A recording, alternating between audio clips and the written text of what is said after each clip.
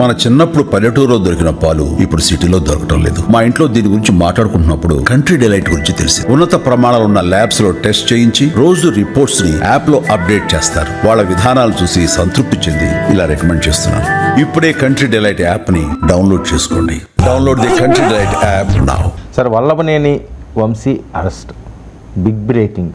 హైదరాబాద్లో పోలీసులు అదుపు తీసుకున్నారట, విజయవాడకి తరలిస్తున్నారు. ఇంకా వీళ్ళతో పాటుగా ప్రచారం జరుగుతున్నది ఏంటంటే తెలుగుదేశం శ్రేణులు అవనియండి, కూటమి నుంచి ఏదో రెడ్ బుక్ ఇంకా మొదలు పెట్టారు, మొదటి అరెస్టు పడింది అని. ఇంకా వల్లభనేని వంశీ ఏం మాట్లాడారో, చంద్రబాబు నాయుడు గారు ఎక్కి ఏడ్చడం ఇవన్నీ కూడా జరిగినవే. వాళ్ళైతే శ్రేణులు హ్యాపీగా ఉంటున్నారు అని. ఎందుకంటే వంశీయే వాళ్ళ టార్గెట్ ఎక్కువగా. ఎందుకంటే భువనేశ్వరి గారిని అతి దారుణంగా అసలు చెప్పుకోవడానికే ఇబ్బందికరంగా ఉండే విధంగా మాట్లాడడం అన్నది ఇప్పటికి దెబ్బ పడింది, ఇంకా మొదలవుతుంది మిగతా వాళ్ళకి కూడా.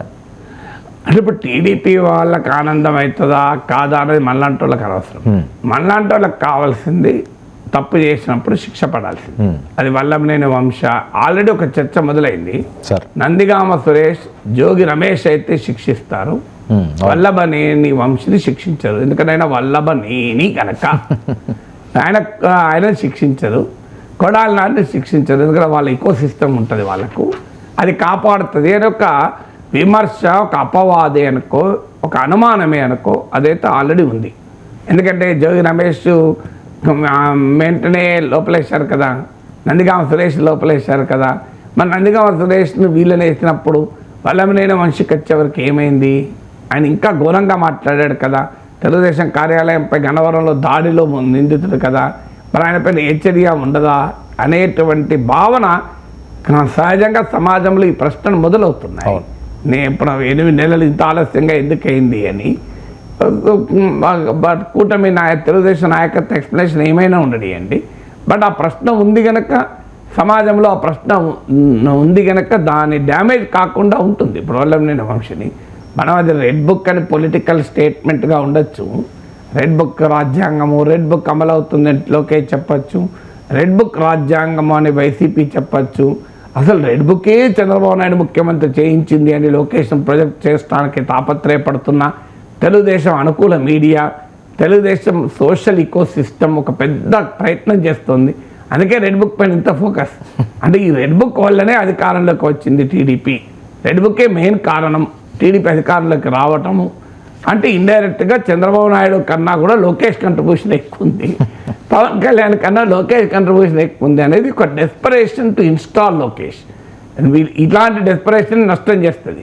లోకేష్ పాత్ర లోకేష్ ఉంది, లేదని ఎవరైనా గలరు. లోకేష్ పాత్ర లేదే 95,000 మెజార్టీ పైన గెలిచాడా? చదువుతోనే సమాజంలో మార్పు సాధ్యమని నమ్మిన వ్యక్తి, మారుమూల గ్రామంలో పుట్టి వేలాది మందిని మేధావులుగా తీర్చిదిద్దిన విద్యావేత్త, మనలో ఒక్కడు మల్క కుమరయ్యకు టీచర్స్ ఎమ్మెల్సీ ఎన్నికల్లో మొదటి ప్రాధాన్యతగా ఓటేద్దాం, గెలిపిద్దాం. కానీ దాన్ని ఎగ్జాగరేట్ చేసి దాన్ని మ్యాగ్నిఫైయింగ్ గ్లాస్లో చూపెట్టడానికి తెలుగుదేశం అనుకూల ఈకో సిస్టమ్ పడుతున్న తాపత్రయం ఈ రెడ్ బుక్కి ఈ స్థాయిలో గుర్తింపు రావడం కూడా. బట్ అల్టిమేట్గా అది రెడ్ బుక్కా, గ్రీన్ బుక్కా, బ్లూ బుక్కా కాదు, ఆ కాన్స్టిట్యూషన్ అమలు కావాలి. రాజకీయ కక్షల కొరకు అని చెప్పి నేరం చేసిన వాడిని తప్పించుకునే అవకాశం ఉండకూడదు. అదే సమయంలో రాజకీయ కక్షలు మంచిది కాదు. సామాజిక నేపథ్యాన్ని బట్టి చట్టం డిఫరెంట్గా అమలు కాకూడదు. ఎస్, నిజంగానే తప్పు చేసిన వాళ్ళు ఎవరైనా ఏ పార్టీ అయినా వారికి పడాల్సిన శిక్షలు పడాల్సిందే కదా.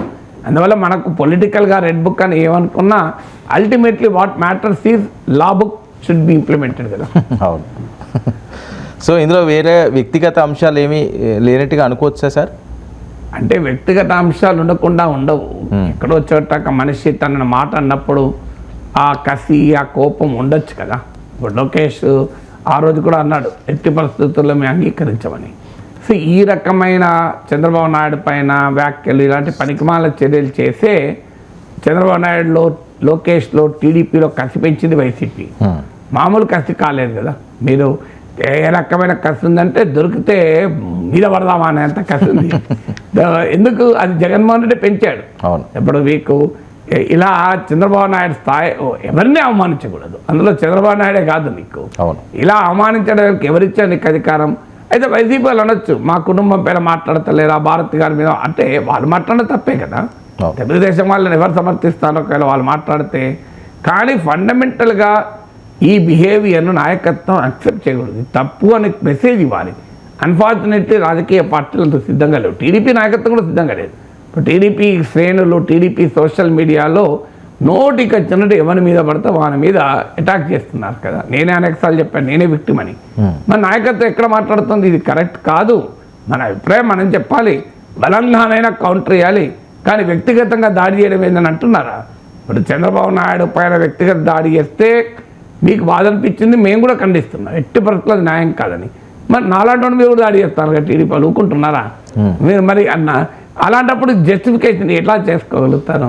అంటే మీరు, నేనేమంటున్నా, టీడీపీ వారిపైన వైసీపీ చేసిన, వైసీపీ టీడీపీ తప్పే అంటున్నా.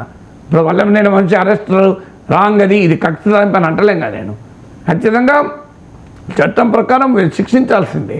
చంద్రబాబు నాయుడు పైన, ఆయన కుటుంబం పైన ఆ వ్యాఖ్యలు చేసిన రోజు కూడా నేను చాలా తీవ్రంగా ఖండించాను, మామూలుగా ఖండించలేదు. కానీ తెలుగుదేశం శ్రేణులు ఏం చేస్తున్నాయి మరి? సోషల్ మీడియా సైన్యము ఇదే పని చేస్తుంది కదా. తమను ప్రత్యర్థులు పక్క పెట్టండి, తమ మాట చెప్పని, తమను సమర్థించని ఎవరిపైన అటాక్ కదా. మీరు అది చూస్తున్నాం కదా రాజకీయాల్లో. మనం ఆఖరి పవన్ కళ్యాణ్ అయినా వదులుతారా? రేపు మీరే చూస్తుండండి, వదలరు. మీరు ఈ స్థాయికి పట్టుకొచ్చిన తర్వాత రాజకీయాన్ని ఎక్కడికి పోతుంది? బట్ ఏదైనా we should not accept personal attack. వ్యక్తిగతంగా ఎవరిని టార్గెట్ చేసినా ఎట్టి పరిస్థితుల్లో అంగీకరించకూడదు. అది రాజకీయంగా కూడా కలిసి వస్తుందని కాదు. జగన్మోహన్ రెడ్డి ఆ రోజే వంశీని మందలించి ఉండుంటే ఆయన నాయకత్వం స్థాయి పెరిగేది కదా. ఆ రోజు కనీసం మందలించకపోగా ఆనందించారన్నది ఆరోపణ కదా. సో అందువల్ల it's a big mistake, costly mistake. Chandrababu Naidu arrest చేయడం కన్నా కూడా పెద్ద కాస్ట్లీ మిస్టేక్.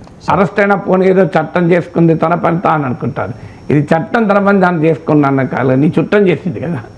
నీ చుట్టం చేసినప్పుడు వాళ్ళను ఖండించాల్సింది పోయి ఇప్పుడు ఏం మాట్లాడతారు? ఇప్పుడు వంశీ అరెస్ట్ను జగన్ ఖండిస్తే సమాజం ఒప్పుకుంటుందా?